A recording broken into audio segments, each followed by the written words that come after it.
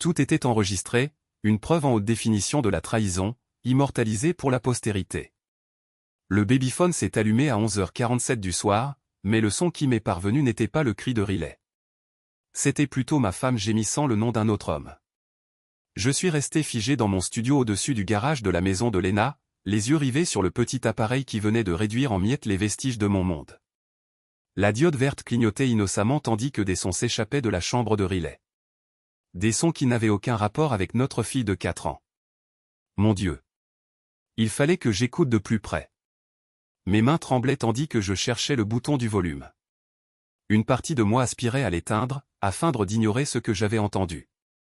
L'autre partie, celle qui avait effectué 3 missions au Moyen-Orient, avait soif d'entendre chaque détail. Je vivais au-dessus du garage depuis 2 mois, depuis que Lena m'avait expulsé de notre maison. Nous avons besoin d'espace, avait-elle déclaré, pour le bien de Riley. Maintenant, je comprenais le genre d'espace dont elle avait réellement besoin. Les sons persistaient, rythmiques et délibérés. J'ai saisi mon ordinateur portable et j'ai examiné les caméras de sécurité que j'avais installées autour de la propriété.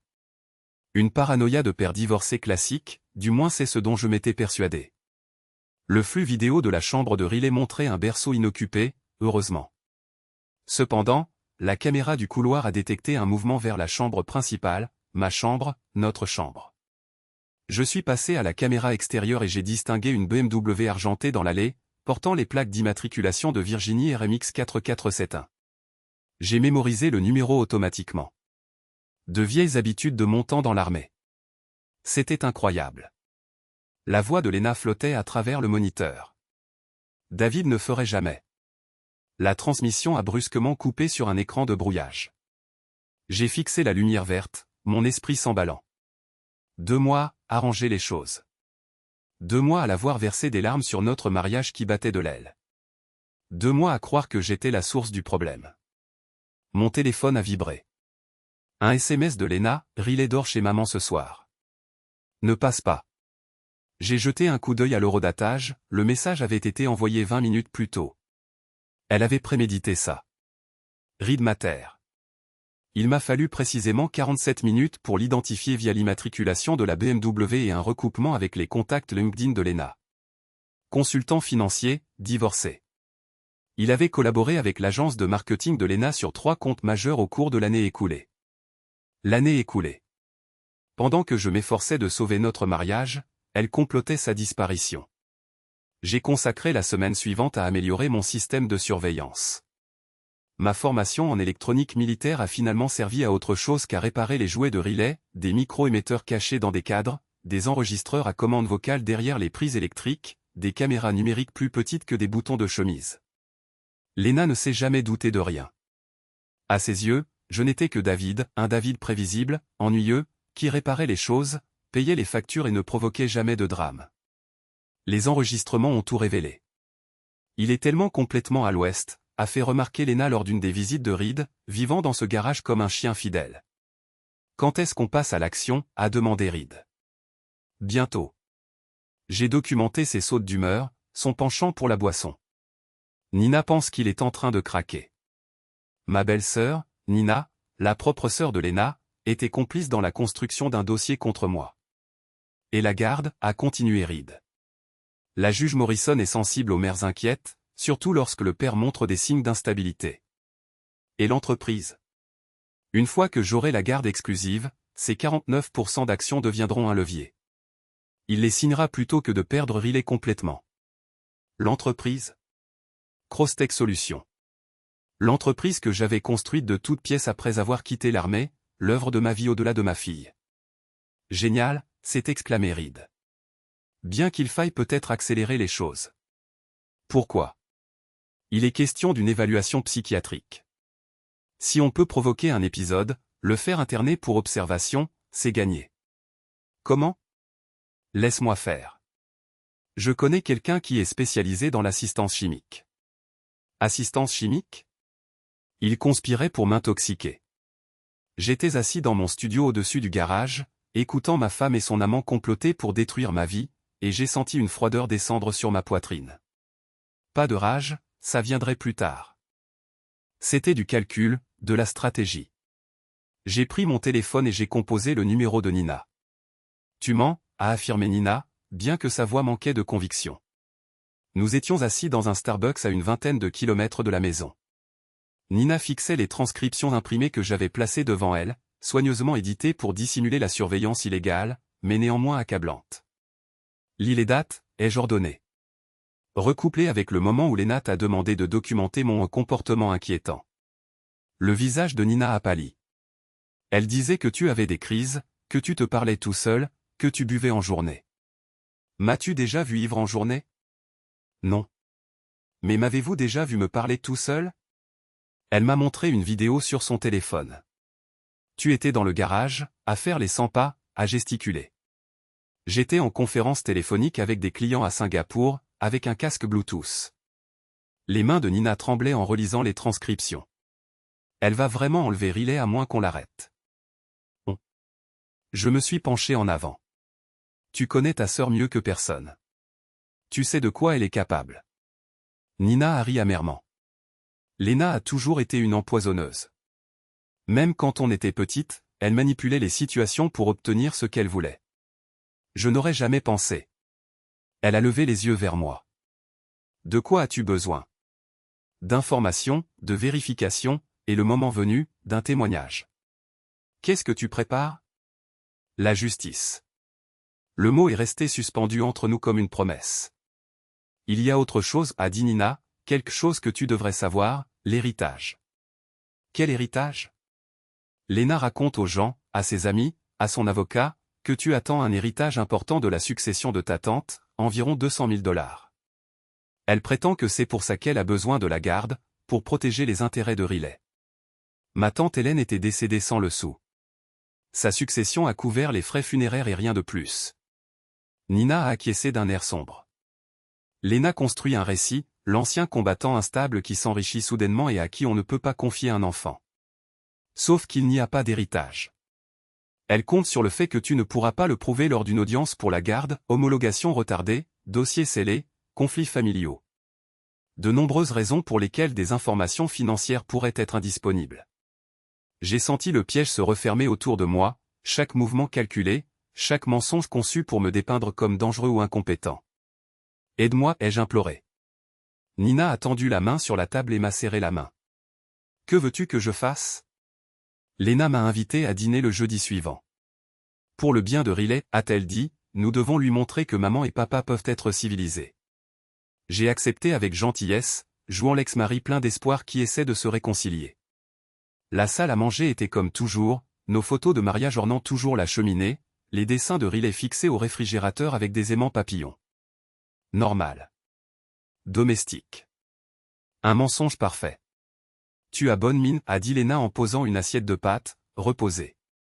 L'appartement du garage est calme, ça me donne le temps de réfléchir, à nous, à beaucoup de choses. Elle a versé du vin, une bouteille que j'avais reconnue de notre anniversaire 2 ans auparavant. Geste romantique ou choix calculé? J'ai réfléchi aussi, a-t-elle dit, à ce que nous voulons tous les deux, à ce qui est le mieux pour Riley. Et c'est quoi? De la stabilité, de la sécurité, une chance de guérir. J'ai saisi le verre de vin mais je me suis abstenu de boire immédiatement. Au lieu de cela, j'ai étudié son visage, l'inquiétude feinte, la voix soigneusement modulée. C'était Lena en mode représentation. Je veux ça aussi, ai-je dit en levant le verre vers mes lèvres. Elle m'a regardé attentivement alors que je l'inclinais en arrière. À la dernière seconde, je me suis arrêté. En fait, je ne devrais pas. Je prends des médicaments contre l'anxiété. Son visage a trahi une déception et une frustration. Oh, quel genre de médicaments? Du lorazépam, sur ordre du médecin, après les papiers du divorce. C'était une invention, mais une invention crédible. Les pères divorcés anxieux étaient assez courants. Peut-être juste une gorgée, a-t-elle suggéré, en essayant à nouveau, pour fêter ça. Je ne devrais vraiment pas mélanger, David. Sa voix portait maintenant une pointe d'agacement. Une gorgée ne fera de mal à personne. J'ai fait semblant d'hésiter, puis j'ai levé le verre une fois de plus. Cette fois, j'ai laissé le vin toucher mes lèvres, mais je me suis abstenu d'avaler. Quand j'ai reposé le verre, je me suis assuré qu'elle me voyait avaler par réflexe. Voilà, ai-je dit, contente? Elle a souri, La première expression authentique que je lui voyais depuis des mois. Nous avons dîné pendant que Riley jouait dans le salon, en engageant une conversation normale sur le travail, la météo, l'école maternelle de Riley. Pourtant, j'ai surpris Lena en train de regarder sa montre à plusieurs reprises. À 9 heures, j'étais censé présenter des symptômes, somnolence, confusion, troubles de l'élocution. Au lieu de cela, je me suis excusé pour aller aux toilettes et j'ai empoigné le verre de vin en traversant la cuisine. Tout va bien, a crié Lena. Oui, juste fatigué. Je pense que je vais rentrer à la maison. J'ai embrassé Riley pour lui dire bonne nuit et j'ai étreint Lena à la porte. Elle était tendue, dans l'attente. Dors bien, a-t-elle dit. Je n'en doute pas. De retour dans le garage, j'ai scellé le verre de vin dans un sac en plastique et j'ai appelé le numéro que Nina m'avait donné, à Laurent, un détective privé à la retraite avec des contacts dans des laboratoires de criminalistique. J'ai besoin de faire analyser quelque chose, lui ai-je dit discrètement. Quel genre de quelque chose? Du vin, possiblement drogué. Apportez ça demain. En espèces seulement. Et gamin, si c'est ce que je pense que c'est, tu ferais mieux d'être prêt à affronter ce qui va suivre. J'étais prêt. J'étais prêt depuis le moment où j'avais entendu la voix de Reed à travers ce babyphone. Les résultats du laboratoire sont revenus positifs pour le Rohypnol, en quantité suffisante pour neutraliser un homme adulte. Pendant des heures, j'ai fixé le rapport, mes mains stables pour la première fois depuis des semaines. Preuve, document, le début de leur chute. J'ai localisé Reed 3 jours plus tard sur le parking de son immeuble de bureau. Il était seul, marchant vers sa BMW, mallette à la main, l'air prospère, sûr de lui, ignorant que son monde était sur le point de basculer. Reed Mater? Il s'est retourné, surpris. Est-ce qu'on se connaît? Je lui ai montré une photo de Lena sortant de son immeuble, prise avec un téléobjectif. Son visage est devenu livide. Qu'est-ce que vous voulez? Parler, de ma femme, de ma fille, de l'hospitalisation psychiatrique que vous planifiez. Reed a observé les alentours, calculant. Nous étions seuls, hormis les caméras de surveillance montées sur les lampadaires. Je ne sais pas de quoi vous parlez. Du Rohypnol dans mon verre de vin, des sautes d'humeur inventées de toutes pièces, un héritage qui n'existe pas, dois-je continuer? Vous êtes fou. C'est le but, n'est-ce pas? Me faire passer pour instable pour que Lena obtienne la garde, et que vous ayez tous les deux accès à mon entreprise. La contenance de Reed a vacillé. Écoutez, quoi que vous croyiez comprendre, je suis parfaitement conscient de tout. La question pertinente est notre prochaine étape, a-t-il affirmé, s'avançant pour tenter de m'intimider avec sa taille. Vous devez vous retirer de cette situation.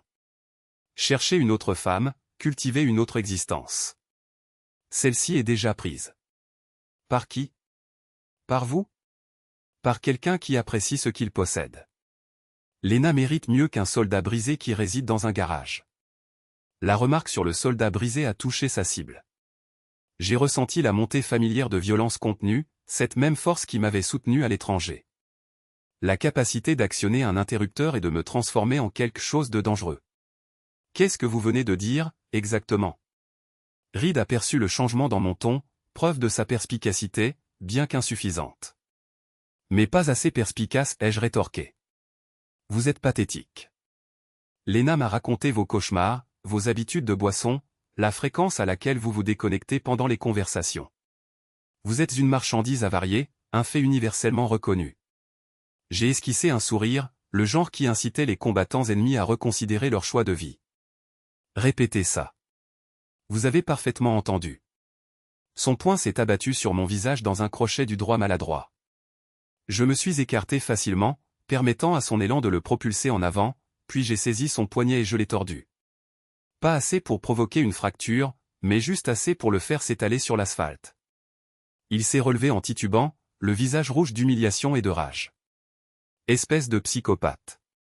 Je vais appeler la police. Je vous en prie, faites-le. Je serais ravi de leur expliquer la présence de produits pharmaceutiques dans mon vin. Concernant les enregistrements de votre plan pour me faire interner, concernant votre relation avec ma femme pendant notre mariage légal. Reed s'est figé à mi-chemin de son téléphone portable. Exactement comme je le supposais, ai-je articulé. Coup numéro 1, Reed. Encore 2, et vous êtes éliminé. Je me suis retourné et suis parti, le laissant à côté de sa BMW, les paumes écorchées et l'ego brisé. Derrière moi, j'ai perçu ces menaces grandissantes, mais les mots n'avaient aucune importance. Le dispositif de sécurité avait tout méticuleusement enregistré, la légitime défense, son agression, m'a retenu. Parfait. Lena a déposé une demande de garde d'urgence 2 jours plus tard, invoquant mon comportement de plus en plus erratique et violent. La requête comprenait une déclaration sous serment de Reed, décrivant notre rencontre sur le parking comme une agression non provoquée. J'ai engagé Margaret Walsh, incontestablement la meilleure avocate en droit de la famille du comté. Chère, mais incontestablement rentable. Ils avancent vite, a observé Margaret, examinant les documents. Une audience d'urgence est prévue la semaine prochaine. Ils affirment que vous représentez un danger pour l'enfant. Sur quelle preuve? La déclaration de Reed, le témoignage de votre belle-sœur concernant un comportement troublant, et ceci. Elle m'a tendu une photo. Elle me représentait debout à la fenêtre de mon appartement-garage, semblant me parler à moi-même et gesticulant de manière excessive. De l'angle de vue, cela correspondait précisément à la description de Nina. Un comportement instable venant d'un homme qui perd le contrôle de la réalité. Cela provenait d'une conférence téléphonique professionnelle, ai-je précisé. Je peux fournir les relevés téléphoniques. Excellent. Que pouvez-vous fournir d'autre? Je lui ai remis le rapport d'expertise concernant le verre de vin. Les sourcils de Margaret se sont arqués. Ils ont tenté de vous empoisonner? Du rohypnol. Une quantité suffisante pour me rendre incapable d'agir pendant des heures. Cela change fondamentalement la situation. Si nous sommes capables de prouver une intention de vous rendre incapable d'agir avant de demander la garde. Je possède d'autres preuves. Je lui ai fourni des copies des documents financiers que Halloran avait déterrés concernant Reed. Irrégularité dans les comptes des clients, virements suspects, détournement de fonds potentiels. Rien de définitif pour le moment, mais de quoi soulever des questions pertinentes. David, commença Margaret avec prudence, comment avez-vous obtenu toutes ces informations? Un détective privé. Entièrement légal. Ce n'était pas une affirmation tout à fait véridique, mais elle n'était pas non plus entièrement fausse. Halloran avait vérifié chaque élément par des voies légitimes, indépendamment de la nature discutable de ma source initiale. J'exige que vous soyez totalement sincère avec moi. Y a-t-il quoi que ce soit, absolument quoi que ce soit, qui pourrait potentiellement nuire à votre dossier? Des squelettes dans le placard? Des faux pas? Un comportement qui pourrait être mal interprété. J'ai contemplé le matériel de surveillance, les enregistrements illicites, la manipulation méticuleuse des événements pour atteindre les résultats souhaités. Puis, j'ai repensé à Riley. Rien d'important, ai-je affirmé. La lettre d'héritage fabriquée de toutes pièces était une idée de Nina. Lina est obsédée par la succession de votre tante, m'avait-elle confié. Elle demande sans cesse si j'ai reçu des informations concernant l'homologation, concernant la valeur monétaire potentielle impliquée. Parce qu'il n'y a pas de fonds. Elle l'ignore. Et s'il existait une lettre de l'avocat de la succession, quelque chose d'officiel en apparence, qui suggérait qu'un héritage substantiel était en attente? J'ai souri. Vous êtes retorse. J'ai acquis des connaissances auprès de la plus grande experte. Lina m'a appris à manipuler les individus. Il est temps d'utiliser ces leçons contre elle. Nous avons composé la lettre avec minutie. En tête juridique d'un cabinet d'avocats fictif situé à Pittsburgh. Langage formel concernant les actifs successoraux et les retards d'homologation. Le paragraphe essentiel faisait référence à des actifs liquides totalisant environ 340 000 $, en attendant le règlement des questions fiscales. J'ai placé la lettre sur le comptoir de ma cuisine, où Lena la découvrirait invariablement lors d'une de ses visites surprises pour évaluer mon bien-être. Je me suis également assuré de lui mentionner que j'attendais des nouvelles concernant la succession de tante Hélène. 3 jours plus tard, je suis revenu d'un entretien d'embauche pour découvrir la serrure de mon appartement de garage forcé et plusieurs objets déplacés. Rien n'avait été volé. Il cherchait quelque chose de spécifique. Mon dispositif de sécurité a narré la séquence des événements à la perfection. Lena et Reed, tous deux vêtus de vêtements sombres, sont entrés par la porte latérale à 2h17 du matin. Reed portait un petit pied de biche. Lena maniait une lampe de poche. Ils se sont dirigés directement vers mon bureau, fouillant dans les papiers avec une efficacité rodée. Lorsque Reed a localisé la lettre d'héritage, il l'a brandie à la lumière pendant que Lina la photographiait avec son téléphone portable. C'est ça, a chuchoté Lina, à peine audible sur l'enregistrement. 340 000, plus sa part dans l'entreprise. Nous devons nous en emparer, a déclaré Reed. Négatif. Si elle disparaît, il se rendra compte que quelqu'un était là.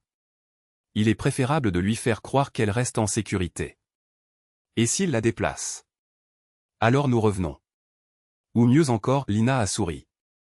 Sur le flux de la caméra infrarouge, nous nous assurons qu'il est incapable de gérer ses finances. Ils ont photographié chaque page, puis ont méticuleusement remis la lettre à sa position initiale. Reed a testé les tiroirs du bureau, à la recherche d'autres documents. Lena a inspecté l'armoire à pharmacie de la salle de bain, à la recherche de flacons de médicaments sur ordonnance qui pourraient corroborer leur récit de mon instabilité mentale. Rien ici, a-t-elle annoncé. Il cache les véritables preuves ailleurs. Ou elles n'existent tout simplement pas. Peut-être qu'il est réellement en train de se désintégrer. Ne le sous-estime pas. David est rusé quand il le veut. Ils sont repartis à 2h44 du matin, après avoir méticuleusement repositionné chaque chose pour dissimuler leur présence. Sauf qu'ils n'avaient pas tenu compte des caméras infrarouges ni des détecteurs de mouvement. Je possédais des preuves contre eux pour violation de domicile, cambriolage, complot. La perfection. La juge Morrison, une femme sévère dans la soixantaine, avait peu de patience pour les drames fabriqués. Elle écoutait l'avocat de Lina présenter son cas, l'ancien combattant instable, la violente confrontation, le comportement inquiétant observé par les membres de la famille. Puis, Margaret Walsh s'est levée pour s'adresser à la cour. Votre honneur, nous souhaitons présenter des preuves que Madame Cross s'est engagée dans une campagne systématique de manipulation et de fraude destinée à discréditer mon client et à obtenir l'accès à des biens qui ne lui appartiennent pas légalement. L'avocat de Lina a soulevé une objection, mais la juge Morrison était intriguée. La première pièce à conviction est le rapport de police scientifique concernant le vin frelaté. Madame Cross a tenté d'incapaciter Monsieur Cross en utilisant du rohypnol, une drogue du viol, lors de ce qu'elle a qualifié de dîner de réconciliation. Le visage de Lina pâlit. Reed s'est agité nerveusement dans la galerie. La deuxième pièce à conviction est la vidéo de surveillance de leur cambriolage. Sur l'écran de la salle d'audience, l'escapade nocturne de Lina et Reed se déroulait avec une parfaite clarté. Leur dialogue chuchoté concernant mon supposé héritage résonnait dans toute la pièce. Votre honneur, a poursuivi Margaret, il n'y a pas d'héritage. M. La tante de Cross est décédée, laissant un passif supérieur à son actif. Ce document, déclara-t-elle en brandissant la lettre falsifiée, a été créé spécifiquement pour tester les intentions de Madame Cross. Le juge Morrison se pencha en avant. Affirmez-vous que cet héritage est un faux? Absolument. Madame Cross et Monsieur Mater se sont introduits par effraction chez mon client pour photographier et dérober des documents relatifs à des actifs qui n'existent pas. La troisième pièce à conviction était constituée des relevés financiers de Reed. Les virements suspects, les irrégularités des comptes clients, le schéma de détournement de fonds que Halloran avait mis au jour. Monsieur Mater fait actuellement l'objet d'une enquête du Conseil des licences de l'État pour faute financière. Ces procédures semblent être une tentative désespérée d'accéder aux actifs commerciaux légitimes de mon client avant que Monsieur Mater ne soit confronté à des accusations criminelles. Lena se leva d'un bond. C'est inexact. Rien de tout cela n'est exact. Madame Cross, déclara le juge Morrison d'un ton sec, asseyez-vous. Il manipule tout. David ne va pas bien. Il a besoin d'aide. Je vous ai dit de vous asseoir. Lina scruta la salle d'audience avec frénésie, assistant à la désintégration en temps réel du récit qu'elle avait méticuleusement construit. Reed fixait le sol, calculant probablement la durée de sa peine de prison potentielle. C'est de la folie. Lena cria, il me harcèle, m'enregistre. Il est dangereux, Madame Cross. La voix du juge Morrison traversa la salle d'audience avec la précision d'une lame. Une seule autre explosion de la sorte, et vous serez reconnu coupable d'outrage au tribunal. Margaret présenta la pièce à conviction conclusive, le témoignage de 3 anciens clients de Reed qui avaient découvert des irrégularités financières dans leurs comptes, tous pointant vers un schéma de fraude antérieur à sa relation avec Lena. Le juge Morrison ordonna une suspension de séance, et lorsque le tribunal se réunit à nouveau, sa décision fut rapide et brutale. Sur la base des preuves présentées, je ne constate aucune menace crédible pour l'enfant mineur de la part de Monsieur Cross. La requête de Madame Cross pour la garde d'urgence est rejetée. De plus, j'ordonne une évaluation psychiatrique complète de Madame Cross afin de déterminer son aptitude à toute forme de garde. Lina s'effondra sur sa chaise, submergée par les sanglots. De plus, je transmets les preuves d'effraction au bureau du procureur de district pour une éventuelle poursuite. Reed se dirigeait déjà vers la sortie, mais 2 adjoints du shérif lui barrèrent la route. Apparemment, Halloran avait minuté la publication des preuves auprès de l'Internal Revenu Service avec une précision impeccable. L'arrestation de Reed devint un sujet d'actualité locale, un conseiller financier accusé de détournement de fonds. Le reporter indiqua que des agents fédéraux avaient saisi des documents dans son espace professionnel et gelé de nombreux comptes clients en attendant un examen plus approfondi. Cette nuit-là, Lina m'appela, bouleversée. « David, s'il te plaît, » implora-t-elle. « Nous devons parler. »« De quoi ?» demandai-je. « De redresser la situation. De notre famille. »« Nous ne formons plus une famille, Lina, » rétorquai-je. « Nous sommes liés par un arrangement de garde et une procédure de divorce. »« C'est faux, » répondit-elle. « Nous partageons Riley. Nous avons un passé commun. Nous avons une représentation juridique. J'ai fait des erreurs de jugement, je le reconnais. Mais Reed m'a aussi manipulé. Il m'a inculqué la conviction que tu étais dangereux, que Riley n'était pas en sécurité. Cesse, ordonnai-je. David, s'il te plaît. J'ai dit cesse, répétai-je. J'ai écouté les enregistrements, Lena. Je suis parfaitement conscient de qui a manipulé qui. Un silence imprégna l'autre bout de la ligne de communication. Quels enregistrements, demanda-t-elle finalement. Ceux où tu me décrivais comme profondément naïf. Où tu élaborais un plan pour m'enivrer et organiser mon internement involontaire. Où tu délibérais sur l'appropriation de mon entreprise. Un autre silence s'ensuivit. Tu nous as enregistrés, demanda-t-elle. J'ai agi pour me protéger, répondis-je. C'est illégal. Pourquoi, contestai-je. Écoute électronique. Violation de la vie privée. Poursuis-moi, rétorquai-je, mettant fin à la communication. Nina me contacta 1 heure plus tard. Lina est en train de craquer. Elle s'est présentée à ma résidence, t'accusant bruyamment et affirmant que tu avais tout gâché. Elle a essayé de me persuader de signer une déclaration affirmant que tu l'avais menacée. L'as-tu fait, demandai-je. Bien sûr que non. Mais, David, elle n'en a pas encore fini. Elle est maintenant désespérée, et le désespoir engendre des actions imprudentes. Laisse-la faire, déclarai-je. Chaque action qu'elle entreprend ne fait qu'aggraver sa situation. Qu'en est-il de Riley, demanda-t-elle. Riley est en sécurité, affirmai-je. C'est la préoccupation primordiale. Cependant, même en articulant ces mots, je reconnaissais la véracité de l'affirmation de Nina. Les créatures acculées représentent le plus grand danger. L'invitation arriva 3 jours plus tard, manuscrite sur un papier à lettres opulents. David, je possède quelque chose qui vous revient de droit. Présentez-vous au garage demain à 8 heures du soir. Venez seul. Elle. J'ai présenté la communication à Halloran. C'est une ruse, a-t-il déclaré instantanément. C'est manifestement une ruse, ai-je acquiescé. Par conséquent, vous vous abstiendrez d'y assister, a-t-il demandé.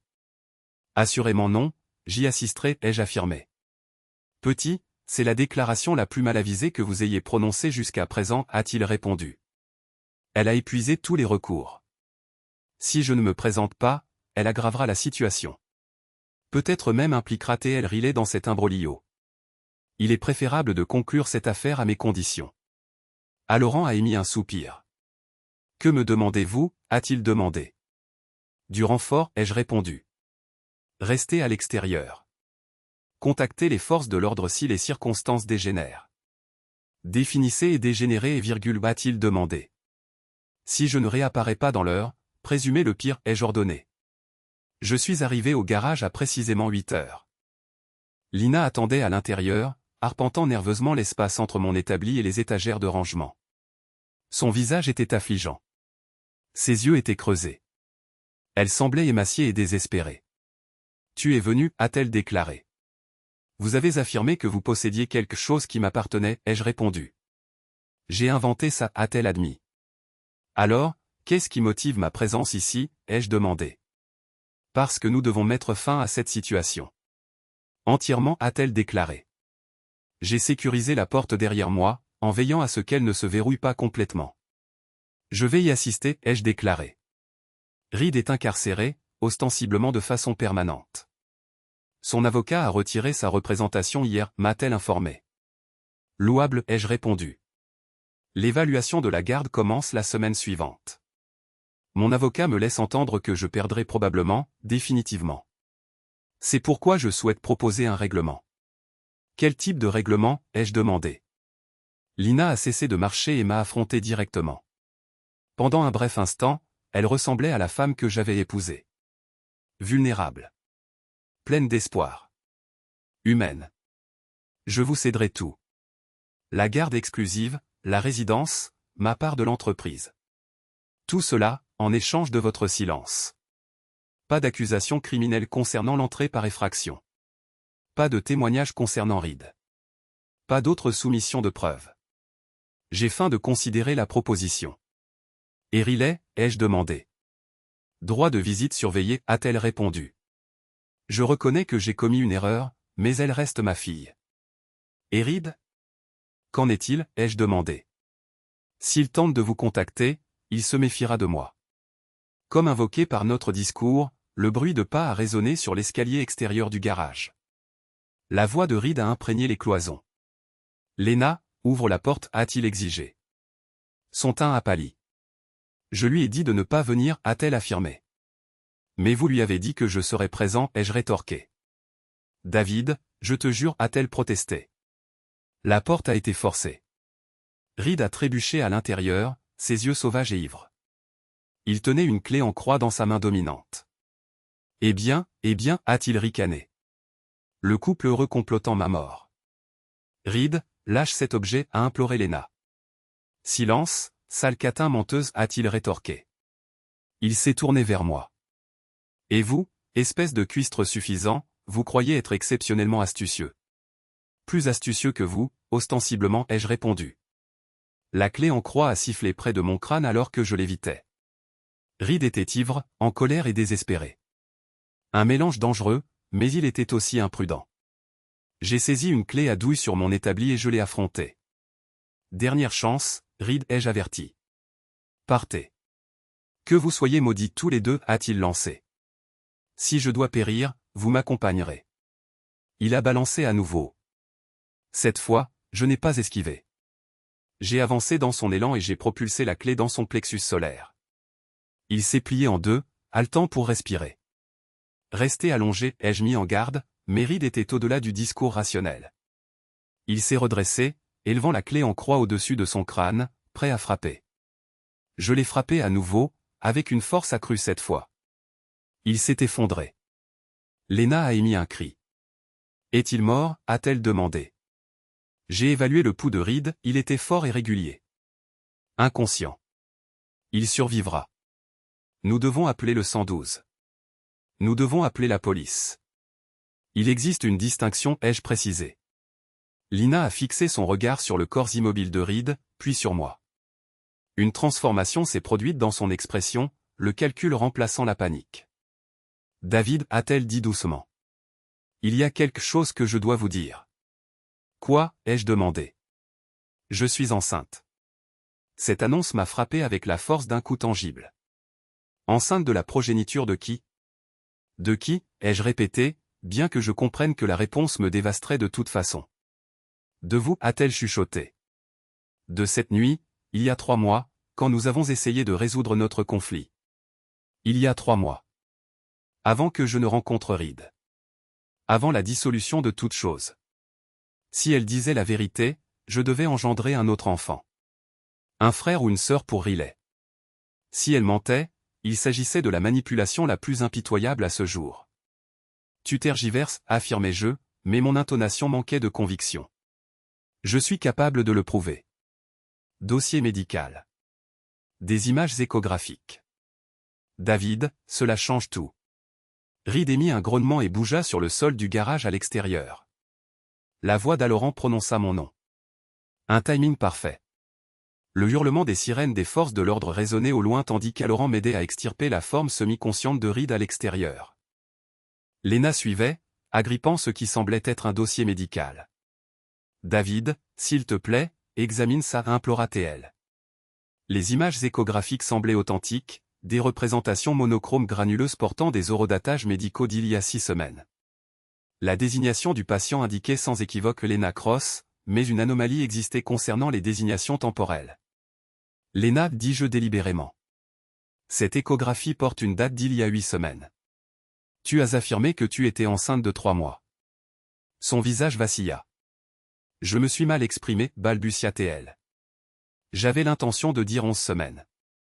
12, peut-être, à partir de notre rencontre nocturne. Il y a 3 mois. Affirmatif. Cela ferait 13 semaines de grossesse. Cette échographie représente 8 semaines de développement. Les mathématiques. Froide, immuable, irréfutable. David, de qui est cet enfant, demandai-je. Lena. Reed choisit ce moment pour reprendre pleinement conscience. Il s'assit, tenant sa tête entre ses mains, et scruta son environnement avec perplexité. Lena, qu'est-ce qui s'est passé, demanda-t-il. Reed interrompis-je, d'un ton enjoué. Félicitations. Tu vas être papa. Sa perplexité s'intensifia. Quoi, demanda-t-il. Lena est enceinte. A-t-elle omis de t'en informer? Reed transféra son regard de Lena à moi, puis de nouveau à Lena, progressivement. La compréhension se fit jour sur son visage. Tu lui as dit que c'était le sien. Reed, arrête, plaida Lena. Espèce de garce menteuse. Tu as affirmé utiliser un moyen de contraception. Les forces de l'ordre arrivèrent au moment où Reed se jeta sur Lena. Je m'interposai entre eux, motivé davantage par le désir de protéger l'enfant à n'être que l'un ou l'autre de ses géniteurs. 2 agents nous séparèrent tandis qu'un 3e enregistrait les dépositions. Laurent fournit les images de surveillance de la caméra montée sur son véhicule, montrant l'agression de Reed et ma riposte défensive. Différents domestiques, conclut l'officier responsable. M. Mater, vous êtes en état d'arrestation pour agression avec une arme mortelle.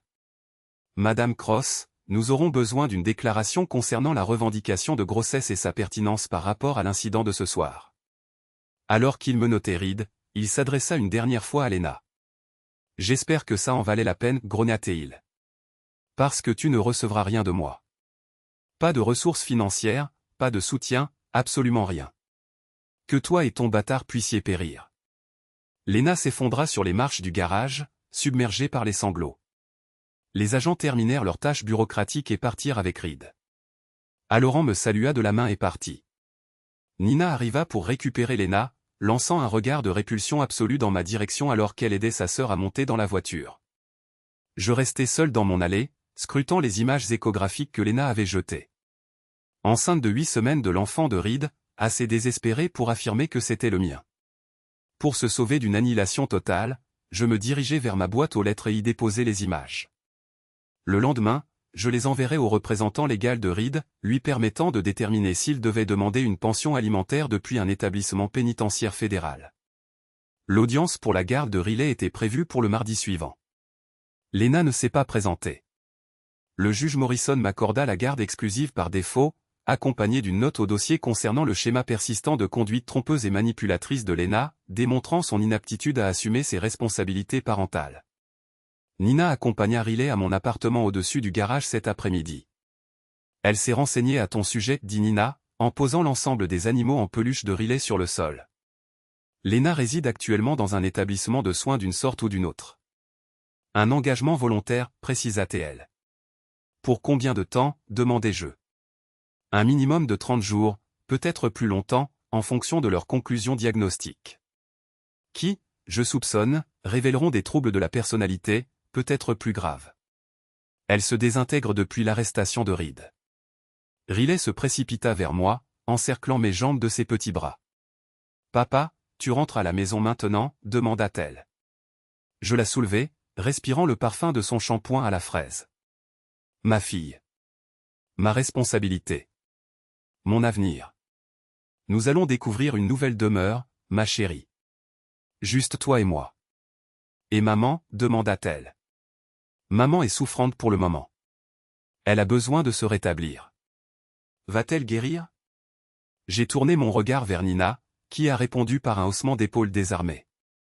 Je ne sais pas, ma puce, a-t-elle répondu. Mais tu n'as pas à t'en soucier. Papa est là. Nous avons consacré le reste de l'après-midi à empaqueter les affaires de Riley. Ses vêtements, ses jouets, ses livres, les vestiges d'une enfance perturbée par les erreurs des adultes. Ce soir-là, après que Riley se soit endormi dans mon lit, je me suis assis à la table de ma cuisine avec un verre de whisky et la documentation finale d'Alloran. Reed avait été condamné à 18 mois de prison fédérale pour détournement de fonds. Ses biens étaient gelés. Ses accréditations professionnelles avaient été révoquées, le bébé que portait Lina n'hériterait que de dettes et de déshonneur. L'évaluation psychiatrique de Lina avait révélé un trouble de la personnalité limite avec des traits narcissiques. Les médecins préconisaient une thérapie prolongée associée à une intervention médicamenteuse. Ses droits de garde étaient provisoirement révoqués, sous réserve de l'achèvement réussi de son traitement. Mon entreprise était à l'abri. Ma fille était en sécurité. Mes adversaires étaient vaincus. Justice. J'ai allumé mon ordinateur portable et j'ai commencé à rédiger un email à l'agent immobilier. Il était temps d'acquérir une résidence convenable pour Riley et moi, un sanctuaire loin des confins de l'appartement du garage et des souvenirs obsédants qui l'abritaient. Alors que je composais le message, mon téléphone portable a émis une notification, un SMS provenant d'un numéro non répertorié. Tu crois avoir gagné? C'est loin d'être fini.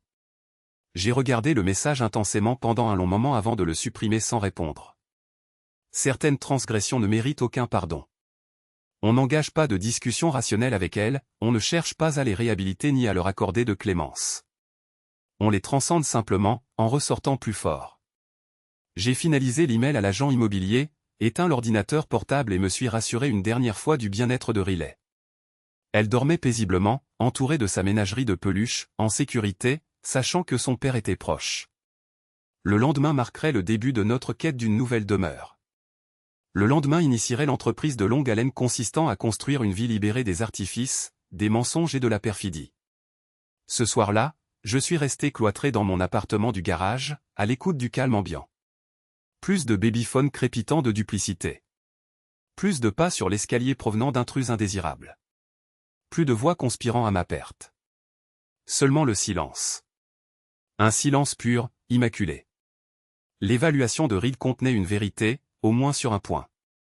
J'avais bel et bien remporté la victoire. Cependant, ce n'était pas un triomphe méritant la jubilation. C'était simplement la survie, durement acquise et chèrement payée. J'ai versé le whisky dans le lavabo, éteint la lumière et suis retourné me coucher aux côtés de ma fille. Au matin, nous avons chargé la voiture et quitté cet endroit à jamais. Le tumulte d'en bas s'était enfin apaisé.